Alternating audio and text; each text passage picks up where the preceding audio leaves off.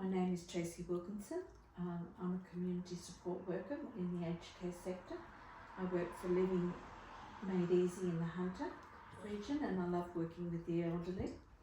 I have a diploma in community services and lived experience with aged care. I've been involved in many events, but this is the first time that I've organised one with my co-workers. Today we're going to look at the shortfall in aged care sector. We'll discuss how to attract people to the aged care industry and look at educating and information, providing education and information to the public about the industry and how we can make the industry more appealing to all.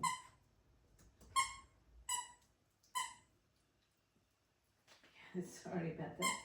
The general overview of the event is to work with stakeholders and those within the industry to put together an informative, exciting and comprehensive exhibition of aged care facilities and services. The intended outcomes are to attract people to the industry and to look at career paths and encourage employment within the employment sector. Educate and inform all age groups of the benefits of aged care services and facilities, and dispel any myths and fears concerning the aged care industry. The stakeholders are the wider community, the aged care providers, paid staff and volunteers, the media consultants, the unemployed, Maitland City Council, Centrelink and job recruitment agencies, and high schools and TAFE New South Wales. The key communication skills needed to engage the target audience include being able to have a conversation, being clear, concise and congruent, knowing your industry and being current, to have a clear message, to be familiar with relevant legislation and policies and procedures, and to be open and non-judgmental and professional in a confident and welcoming manner. The strengths, looking at the SWOT analysis, the strengths are collective delivery power, so using all the facilities to deliver. Looking at a wider audiences, some of the weaknesses would be not enough staff and not all services are congruent with the ideas as a whole. Opportunities are promotion to specific to aged care and education on a larger scale. The threats to it would be competing events for the time, date and resources, and limited resources in funding and staffing. Regular memos and emails and phone calls are effective ways of communicating, especially internally, as they can be personalised, quick and familiar. Intra-agency meetings monthly when needed are effective because they bring everybody together on the same page and are an open forum where you can discuss and debate ideas. And Zoom meetings can be effective as they take place without leaving the office area, or can be taken at times when when you're unable to physically leave the environment. Effective project managing and implementation, interagency and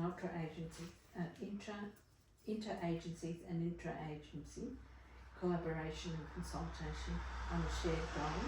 Clear, concise and congruent and regular communication, both physically and digitally. Realistic timeframes, staffing levels and supportive mechanisms. Agreed message or local point, or focal point I should say, of the event and targeted audiences. And time management and delegation and shared responsibilities are all effective in the project planning. Project effectiveness evaluation. There are two ways that you can manage effectiveness, and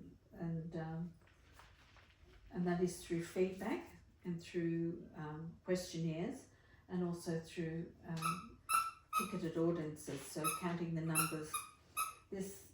These This allows strategic questions to be asked to find out whether it was effective, what needs to be changed, and if things could be done differently. And ticketed numbers allow us to see if we met a wide audience, and if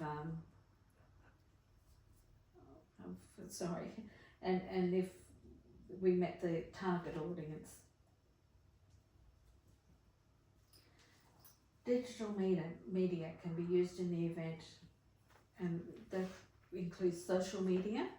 We're using Facebook and to promote the event and for updating as we go along the planning process, and it reaches a wide audience, using audio digital media such as radio to promote and advertise the event to an audience of a different demographic, again, a more mature audience perhaps, and using emails and Zoom meetings to communicate internally and externally is another form of digital media. Having project budgeting, so having a plan, look at specifics and what can be gained through donation, look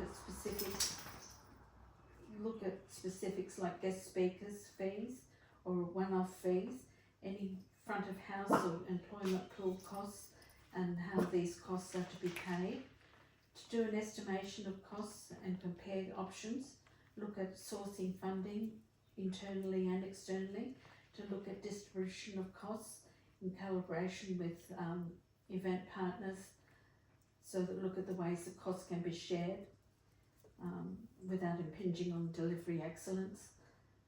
Forecast budget predictions based on previous similar events and using limitations and successes.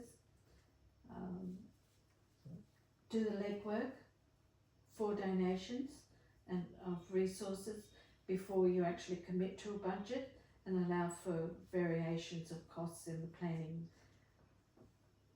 planning process. So that's my breakdown of how to organise an event. Did you understand that? Is there any questions you'd like to ask? Yeah. Have you thought of going on Instagram as well as Facebook? Because Instagram is a big player. Is it really? Yeah. So no, that's something that we can certainly look at. Yeah, I hadn't thought of that. It hadn't been brought up in discussion, but it's certainly something that we can look at. Does it work differently to Facebook? Kind of, yeah. Yeah. Okay. How about you? No questions for me. I felt it was pretty comprehensive on the subject. Covered it all. Yeah, so the idea of the program is to, as I said, educate the public, wider public, on aged care facilities and what it brings to its participants, and also to try and encourage workforce, because they're extremely understaffed within the industry. So we're looking at a new target audience for that. That's good. Well, I'd like to thank you for your time and interest, and I look forward to seeing you at the event. Thank you.